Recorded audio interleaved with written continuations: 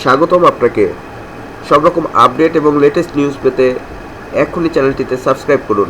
ধন্যবাদ।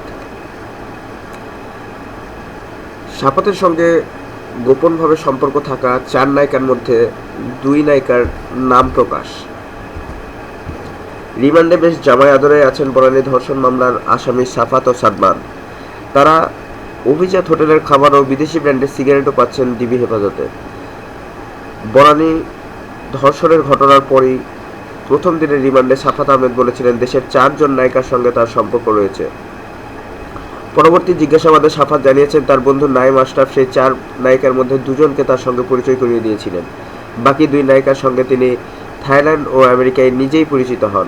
নাইম আশরাফ যে 2 উঠতি নায়িকাকে শাফাতের সঙ্গে পরিচয় করিয়ে দিয়েছিলেন তারা হলেন লামিয়া মিমো ও রাহা তানহা খান। তাদের দুজনেরই নাইমের সঙ্গে বন্ধুত্ব ছিল বলে জানা গেছে।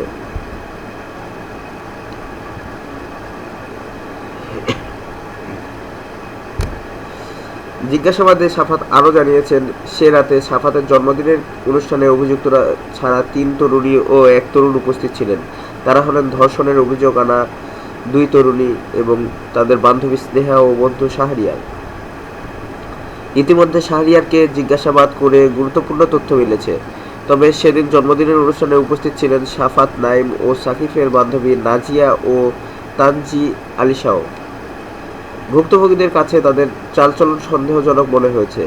জিজ্ঞাসাবাদের জন্য তাদের ডাকা হতে পারে। সেদিনে ঘটনার আগে পরে শাফাতের কল লিস্ট যাচাই করে ফোন আলাপ সংগ্রহ করা হয়েছে। তা থেকে কিছু গুরুত্বপূর্ণ তথ্য পাওয়া গেছে বলে দাবি করেছেন সংশ্লিষ্টরা। ধন্যবাদ ভিডিওটি দেখার জন্য। আরও আপডেট পেতে চ্যানেলটিতে সাবস্ক্রাইব করুন। ধন্যবাদ।